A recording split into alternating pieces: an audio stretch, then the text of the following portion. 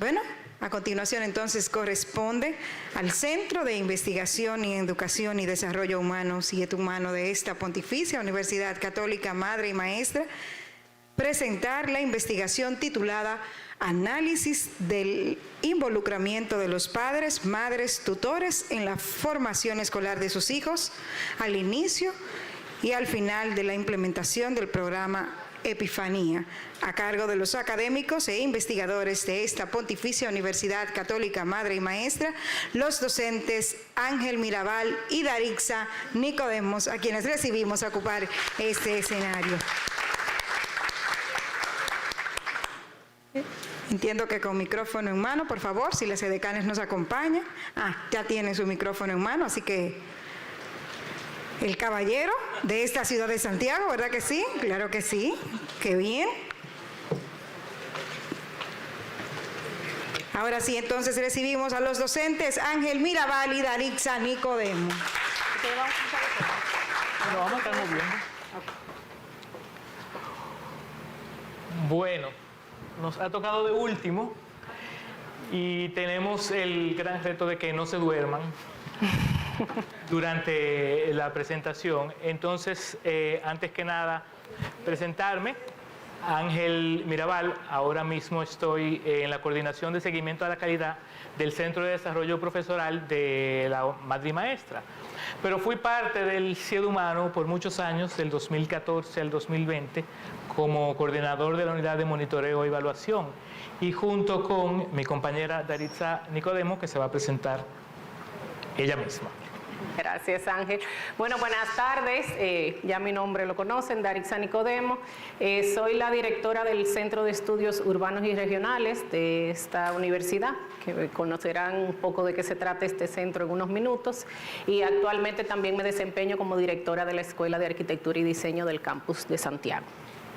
Entonces, fue una decisión muy difícil venir y presentar lo que se va a publicar. Porque decimos que se lo presentamos todo, pero entonces después no leen la investigación. No presentamos nada, pero entonces después no se motivan a leer la investigación. Entonces, lo que tratamos de hacer es un poco un resumen de lo que ustedes van a ver en la investigación. Pero para poner un poco de contexto, primero, creo que el CIED Humano no necesita mucha presentación como Centro de Investigación, Educación y Desarrollo Humano. Y aprovechando que estoy introduciendo al CIED Humano, sí comentarles las buenas noticias que, como anteriormente estábamos hablando de estrategias de acompañamiento y la evidencia que puede existir, no nos vayamos muy lejos, porque desde el CIED Humano existe mucha evidencia sobre el impacto que puede tener el acompañamiento. El CIED Humano en el periodo 2014-2020 se embarcó en una estrategia de acompañamiento de la cual se hizo sistematizaciones en todos sus periodos. En el primer año, en el primer intento, que fue en Villamella como piloto, se hizo una sistematización y ese proyecto duró de 2014 a 2016. Luego ese proyecto se amplió a los distritos de Montecristi, Cabrera y Fantino, y de cada uno de esos proyectos de acompañamiento, donde el centro del proyecto era el acompañamiento, se hizo una sistematización. Y en el 2017-2020 esa estrategia también se amplió a toda la Regional 10 y también se pudo hacer una sistematización de eso. De hecho, cuando la viceministra hablaba de los 24 proyectos, de los que había obtenido información e insumos, muchas de las lecciones aprendidas que ustedes vieron ahí surgen justamente de la implementación de esos proyectos desde el CIED Humano. Y vamos un poquito más lejos. Fruto de la implementación de estos proyectos entre el 2014 y el 2017 en Villamella, Montecristi, Cabrera y Fantino, desde el CIED Humano se hicieron publicaciones donde pudimos encontrar significancia estadística entre la cantidad de horas de acompañamiento recibidas por los docentes y la mejora en los resultados en comprensión lectora y en matemática. Ahí está en el portal del CIED Humano, disponibles para ustedes como una evidencia del impacto que puede tener estas estrategias de acompañamiento, no solamente en la formación de los docentes, sino en el aprendizaje de los estudiantes. Eso era lo que no podía dejar de decir ahorita, y ahora lo dije, para que se sientan seguros de que sí, de que tenemos evidencia de que el acompañamiento es efectivo. Entonces, luego de presentar al CIED Humano, vamos a presentar un poco al seguro. Bueno, les contaba que soy actualmente la directora del Centro de Estudios Urbanos y Regionales. Este centro es una unidad académica que tiene la universidad, que funciona desde 1985, ya es un centro bastante madurito, y trabajamos con iniciativas que buscamos la transformación urbano-regional. El centro cuenta con 3 líneas de investigación. Ángel me va a ayudar, pasado me va a prestar el... Cuenta con 3 líneas de investigación: el desarrollo urbano regional, la línea de gestión municipal y la línea de gestión ambiental. Nuestra colaboración con el CIED Humano en los proyectos que Ángel mencionó de acompañamiento docente, en los que el CEUR trabajaba en la fase diagnóstica con un diagnóstico socioterritorial de las comunidades donde se insertaban las escuelas que iban a ser impactadas por el programa. Entonces, ese proyecto se enmarca dentro de la línea de desarrollo urbano regional, y de ahí es que viene esta trayectoria de trabajo conjunto entre el CIED Humano y el CEUR. Nosotros, desde la óptica territorial y de análisis espaciales, trabajando todo el tema de la cartografía temática y el tema de indicadores socioeconómicos, indicadores de familia, por decirlo así. Desde el CEUR, como vieron en su misión, que no la mencioné al inicio, pero trabajamos con el uso de aplicaciones tecnológicas. Nosotros en el CEUR contamos con un laboratorio de cartografía y sistemas de información geográfica que a través de software como el ArcGIS Collector, el ArcGIS Online y otros software de uso de cartografía y de georreferenciación, trabajamos todo el levantamiento de información, tanto de la comunidad como de la escuela, en que se está impactando en los programas en el que el CIED Humano trabajó. Y yo hago siempre la anécdota de que ven ahí unos celulares, pues la tecnología nos ha permitido que toda esa información se pueda levantar desde nuestros propios teléfonos móviles o una tableta. Hace unos años íbamos a campo con un grupo de hojas y muchos lápices a tomar notas, pues la tecnología nos permite que la información se puede levantar directamente en el campo y automáticamente se recibe esa información georreferenciada en el laboratorio de cartografía para que esos datos puedan ser analizados y validados.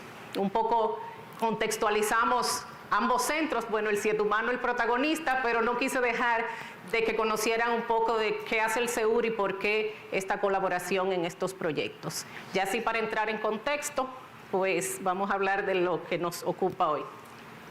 Quisiéramos hablar un poco de cuál fue el marco en el que se levantó esta información que generó el reporte de investigación. Y miren que me lo sé de memoria. Epifanía significa estrategias prácticas e innovadoras para familias nuevas, integradas y activas. Epifanía. Es un programa concebido desde el CIED Humano donde se trata de trabajar con la formación, el acompañamiento y el apoyo a los padres y las madres, generalmente miembros de los comités de curso, porque son los que canalizan estas iniciativas de manera de cascada, y se trabaja con el nivel primario de las escuelas de la República Dominicana. Entonces, en el contexto en el que este programa se desarrolló, que fue en el contexto de la pandemia del COVID-19, había unos objetivos específicos de la implementación de este programa. Como pueden ver aquí, necesitamos, ¿verdad que esto no apunta?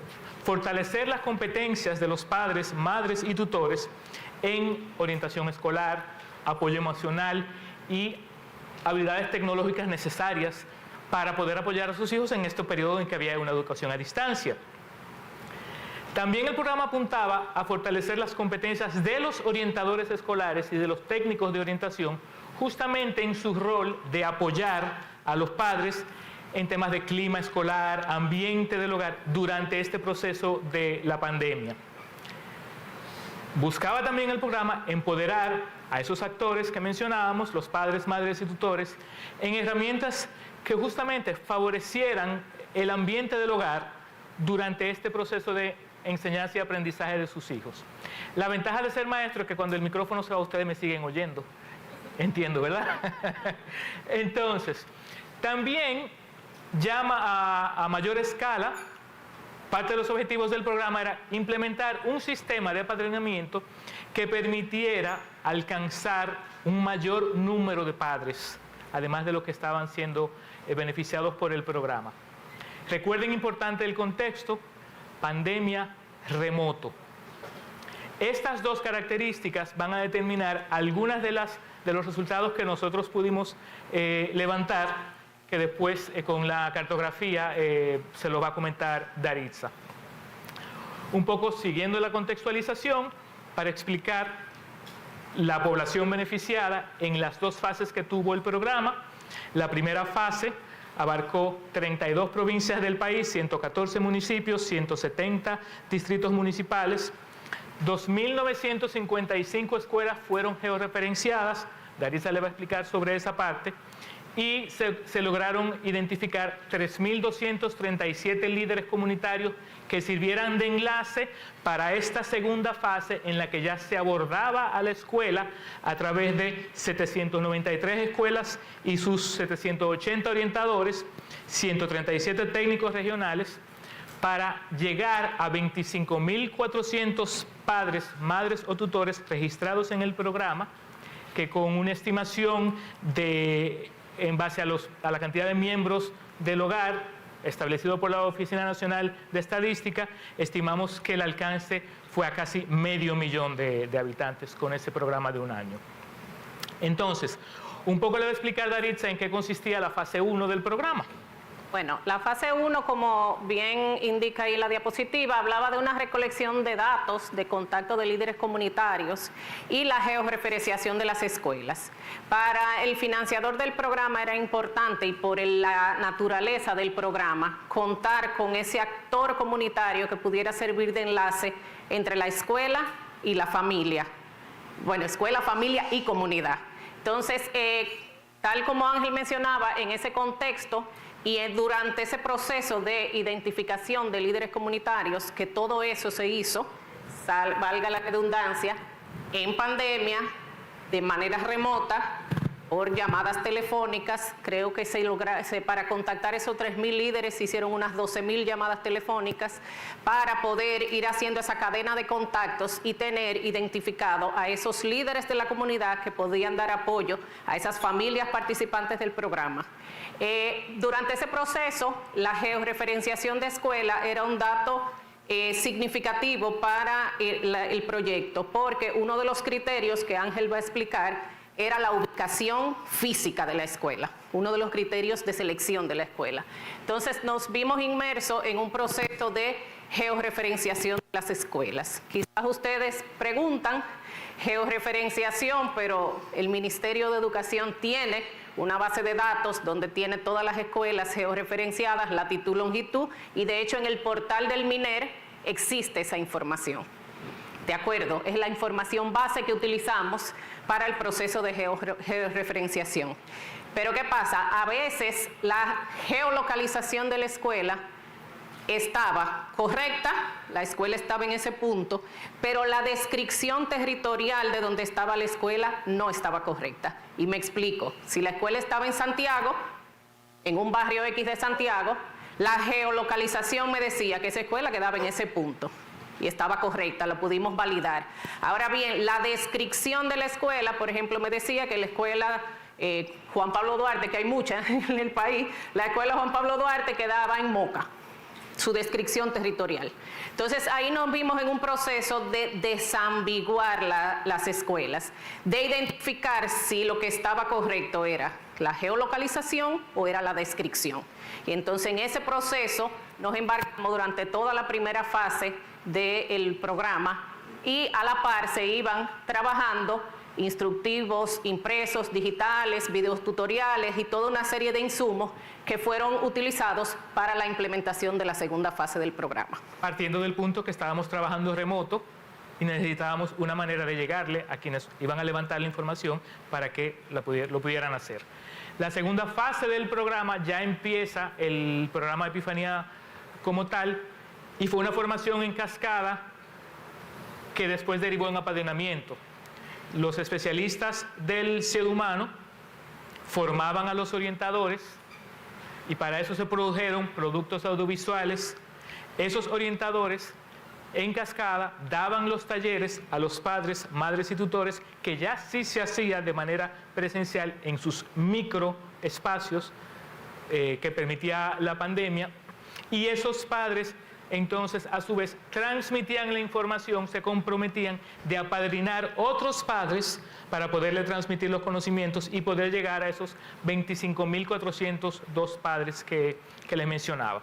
Entonces, un poco para comentar lo que decía Daritza sobre el proceso de selección de escuelas, en este programa, a diferencia de otros programas en los que el ser humano se ha involucrado, en los que se elige un grupo de escuelas de un distrito educativo en específico, los criterios para seleccionar las escuelas participantes en este programa vinieron dados por el PNUD, que fue el financiador enlace para este programa, y tenían dos criterios importantes para seleccionarlas: que se pudiese lograr una cobertura nacional con el programa, es decir, a nivel de provincia, implementarlo en las 32 provincias del país, y que se priorizaran aquellos sectores con mayores niveles de pobreza.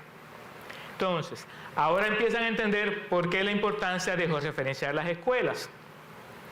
¿Qué se utilizó para identificar los sectores de mayor pobreza?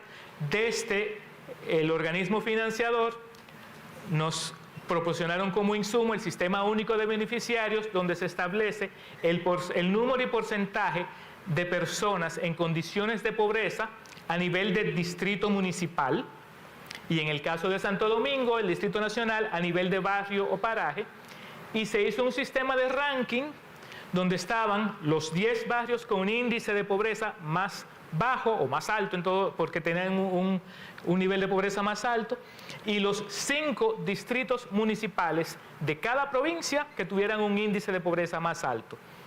El índice de pobreza, de manera general, se toma en cuenta a través de esas 3 dimensiones de la vida humana que ustedes ven ahí: longevidad, conocimientos y un nivel de vida decoroso. Aunque el mismo programa de Naciones Unidas actualmente utiliza un índice más complejo que se llama Índice de Desarrollo Humano, como ven ahí en la fuente, para fines de simplificación del proceso, porque había que seleccionar escuelas y era un proceso que debía hacerse rápido, se acogió al índice de pobreza humana con los insumos que se tenían, que eran el número de personas, el número y porcentaje de personas pobres. Pero sabemos que, por eso la nota aclaratoria, de que el índice de desarrollo humano es más dimensional, es multidimensional. Entonces, fruto de eso, entonces el trabajo fue a la inversa. Estaban seleccionados los territorios donde se iba a implementar el proyecto. Había que identificar cuáles escuelas quedan en esos territorios. Bueno, de ahí surgen entonces los primeros mapas que se trabajaron a nivel de georreferenciación. El mapa de su izquierda, que tiene todas las escuelas que participaron en la fase 1, si se acuerdan del gráfico anterior, las 2.955 escuelas, donde se trabajaron la identificación de líderes comunitarios, que están georreferenciadas con una georreferenciación ya desambiguada, correcta, tanto en latitud, longitud como en descripción territorial. Y en el segundo mapa pueden ver las 793 escuelas que terminaron siendo las que pasaron a la fase 2. Y digo pasaron a la fase 2 porque además del criterio territorial para seleccionar las escuelas, que ya Ángel explicó que era el nivel de pobreza, el programa tenía otros criterios como que la escuela tenía que tener un orientador y otros criterios ya más a lo interno de la escuela, lo que hacía que muchas de las escuelas de la fase 1 quedaran descartadas porque o eran escuelas multigrado o eran escuelas que no estaban activas durante la pandemia o eran escuelas que no tenían el criterio de que cumplieran con un orientador o un psicólogo o alguien que fuera la figura que se capacitara para formar parte del programa. Si fuéramos a hacer una similar a la investigación, digamos que este fue el universo, eso eran todas las escuelas que que tienen nivel primario, independientemente de su tamaño, que estaban ubicadas en los territorios que había decidido el financiador donde se iba a implementar el proyecto, esos distritos municipales con mayores índices de pobreza. Luego de ahí se hizo esta depuración, producto no solamente del tamaño de la escuela, sino además de consultas con las autoridades distritales con base en las necesidades que ellos vieron que tenían las escuelas de este programa para apoyar a los padres. Entonces, mucho de esta participación para la selección tuvo que ver con las autoridades distritales y las necesidades que ellos mismos entendían que tenían en esas escuelas. Claro, si no existía un orientador en la escuela, ya de plano se descartaba, porque toda esta formación en cascada era posible con la figura del orientador presente. Entonces, ¿qué se tomó como base dentro del contenido del programa para entender lo que significaba la participación familiar en el hogar y en la escuela, que es el centro del programa? Estos dos aspectos que se ven aquí. La participación en el hogar, definida como comunicación de los padres con sus hijos sobre asuntos escolares, el monitoreo de su progreso escolar, la orientación que pueden dar los padres en las actividades de ayuda, las expectativas que tienen los padres para el rendimiento académico de sus hijos, y la participación del padre en la escuela, limitada por las condiciones del COVID, pero que tiene que ver con la voluntad del padre de participar en procesos de enseñanza a distancia y de las actividades escolares, el apoyo a otros padres y la comunicación directa y oportuna con maestros. Entonces, con base en la literatura revisada, el equipo coordinador del programa definió participación familiar en el hogar y en la escuela con base en esos criterios. ¿Cómo se levantó la información? Bueno, cuestionario inicial y cuestionario final. Un cuestionario aplicado a los padres en los cuales se les hacía preguntas acerca de las actividades que hacían con sus hijos para apoyar su aprendizaje. Este cuestionario se aplicó antes de la implementación del programa, que constaba de 4 talleres, y al final de la implementación. Se recolectó información sobre el proceso durante la implementación y se compararon las respuestas en el cuestionario inicial y en el cuestionario final. Entonces, ¿qué dimensiones tenía, o tiene, mejor dicho, el modelo de medición del programa Epifanía? Estas 5 dimensiones que ven ahí en sentido del reloj, donde vamos compromiso con los hijos, comunicación con los hijos, apoyo a los hijos en las tareas escolares, expectativas de logro transmitidas a los hijos y estilo de crianza. No me voy a detener mucho en la definición de cada una de estas dimensiones y en los indicadores que se utilizaron para medirlas, porque yo quiero que la lean la investigación, ¿verdad? Ahora bien, ¿qué hicimos? Con base en la frecuencia que afirmaron los padres que hacían las actividades contenidas en los cuestionarios, y esta escala donde casi nunca o nunca era el nivel más bajo de la escala y casi siempre o siempre era el nivel más alto de la escala, se establecieron estos rangos de puntuaciones en un cuestionario que cada una de esas opciones era 1, 2, 3, 4 y 5. Entonces, para facilitar la comprensión y el lenguaje, que todos siempre hablamos con base en 100, saqué 65, saqué 80, saqué 70, esta misma escala se tradujo a estos rangos de puntuaciones con base en 100 y se establecieron entonces estas valoraciones.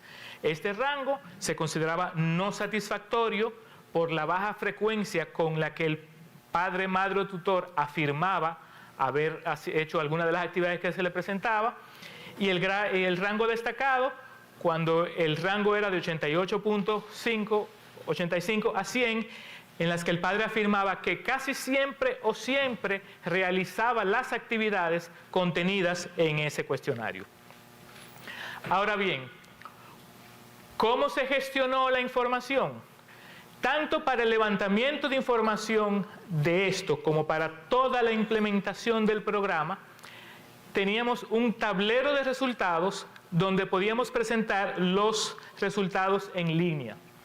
En el tablero de resultados está toda la información desde la implementación hasta el inicio, que es lo que vamos a ver a continuación. Como es en vivo, en lo que se switchea de la presentación al tablero, entonces, como pueden ver aquí, este es un tablero donde nosotros reportábamos, recuerden que era remoto, siempre es importante entender esto. Era un tablero donde se reportaban los resultados de la implementación. La primera gráfica es sencillamente una explicación de cuál fue el programa, pero si pueden ver en cada una de estas pestañas se iba reportando la información. Por ejemplo, el periodo de levantamiento de líderes comunitarios que mencionaba Daritza ahorita contiene información que ella misma les puede escribir porque lideró ese proyecto. No, básicamente un dato interesante y un reto con el que nos enfrentamos en una situación de pandemia con una investigación llevada a cabo en tiempos remotos fue el tema de conectar, o sea, poder lograr la conexión con el padre o con el líder comunitario que estábamos tratando de contactar e identificar. En este tablero y como parte del desarrollo del proyecto era que nosotros pudiéramos ir dando cuenta del avance del proyecto en tiempo real. Y para hacerlo, entonces, diseñamos este dashboard donde en tiempo real por día el financiador podía entrar e ir viendo los niveles de avance. Aquí ya es el resultado final, donde muestra que de unas 15,000 y pico de llamadas que se hicieron para poder contactar los 3,000 y pico de líderes comunitarios, nos vimos con una situación de que de esas 15,000 y pico de llamadas, solo 6,000 fueron favorables, o sea, que lográbamos hacer algún tipo de contacto. Entonces ahí nos surge una primera interrogante que ya al final podemos tener algunos resultados más concretos de qué tanta conexión de telecomunicación existía en esas escuelas o en esas comunidades donde estábamos intentando hacer el contacto. Pero ese es solo un panorama general de cómo se llevó el proceso de contacto con los líderes. 15,000 llamadas y de las 6,000 que fueron fructíferas, se consiguieron contactar 3,255 líderes comunitarios. Otro de los aspectos que también se reportaban a través de este tablero eran los talleres a los orientadores. Aquí nosotros podíamos reportar qué tan satisfechos estaban los orientadores con los talleres, pero al mismo tiempo cómo habían sido los niveles de asistencia. ¿Me siguen oyendo, verdad? ¿Cómo habían sido los niveles de asistencia? Importante, llegó la luz, como dicen.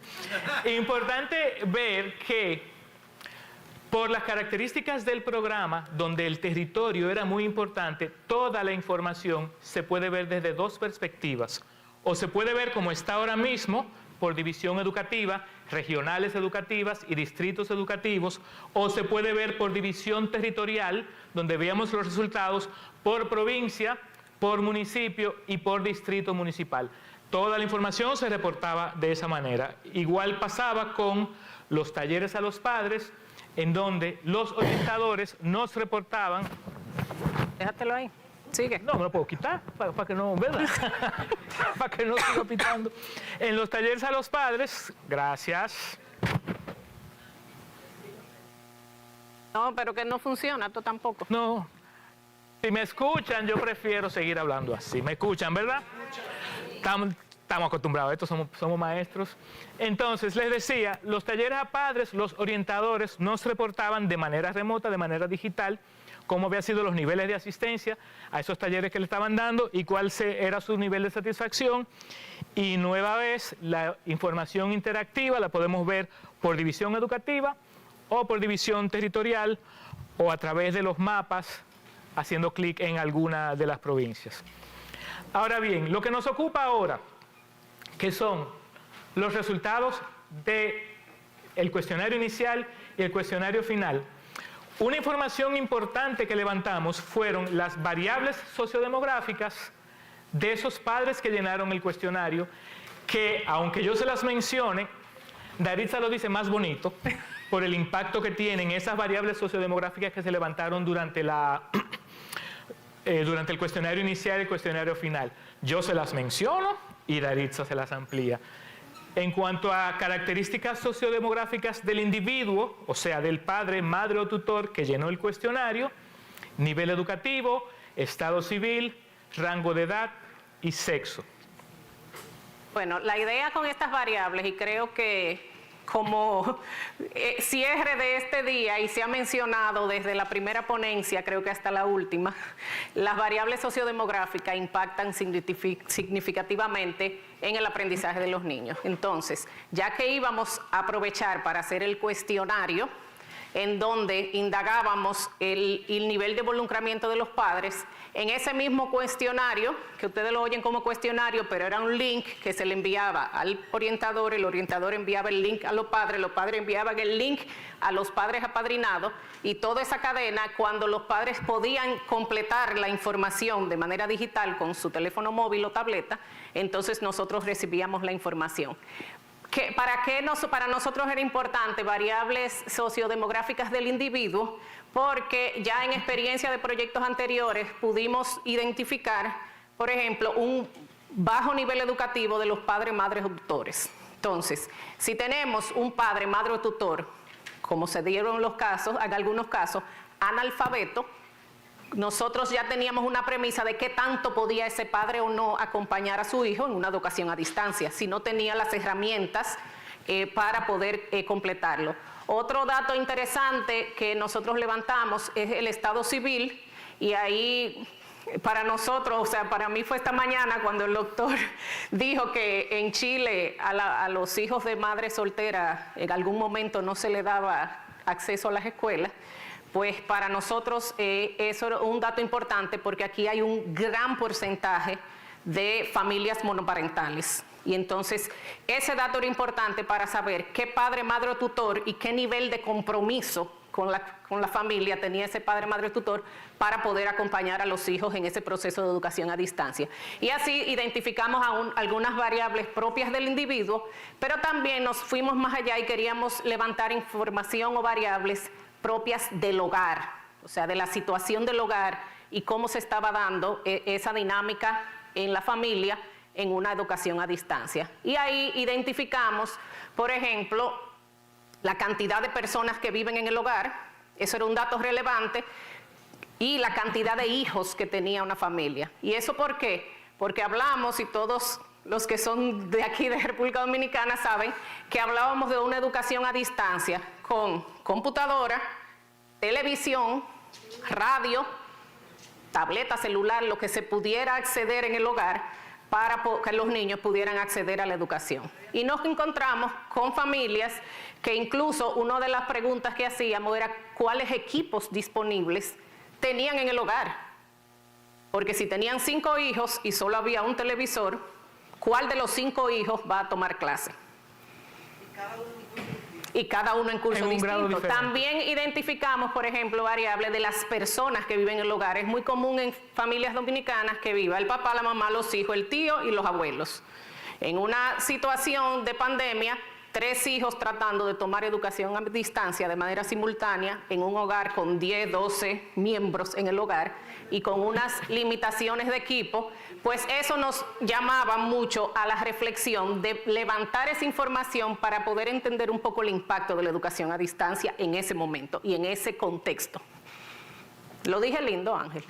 mejor de lo que hubiera dicho. Entonces, esta información que se iba recolectando, se generaban mapas que también nuestra bella Daritza, que es especialista en la cartografía, es la que nos va a explicar los mapas que se generaron y cuál fue su impacto. Aquí, deja ver si esto... Hay que salir de ahí, ajá. Producción, como dicen. Ok. Bueno, en principio yo les hablaba que el CEUR cuenta con un laboratorio de cartografía, y como se dan cuenta, yo creo que queda bastante claro en cuál fue el impacto que tuvo esta colaboración Siete Humanos CEUR para poder entender algunas de las indicadores y variables que se estaban levantando. Yo siempre abogo y digo que no es lo mismo, sobre todo en datos educativos, presentar un listado de las 6.000 escuelas con sus resultados que verlo en un mapa. O sea, la cartografía y los análisis espaciales nos ayudan a entender mucho más cómo se dan las dinámicas en el territorio.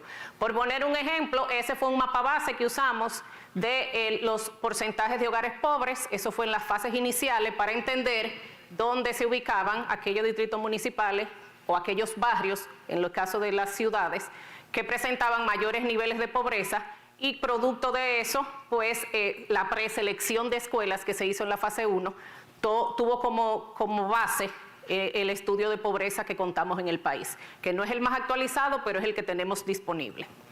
Otra información que a nosotros también nos llamaba la atención era que recuerden que uno de los criterios era distritos municipales más pobres. Más pobres significa mayores necesidades y mayores retos. Y pues nos interesaba un poco conocer cuál era la dinámica de esos territorios a nivel poblacional. Hicimos este mapa donde pueden ver la concentración de población en todos los territorios que impactaba el programa. Se dan cuenta que Santo Domingo, Santiago, son las zonas donde los círculos son mayores, es donde se concentra la mayor cantidad de población.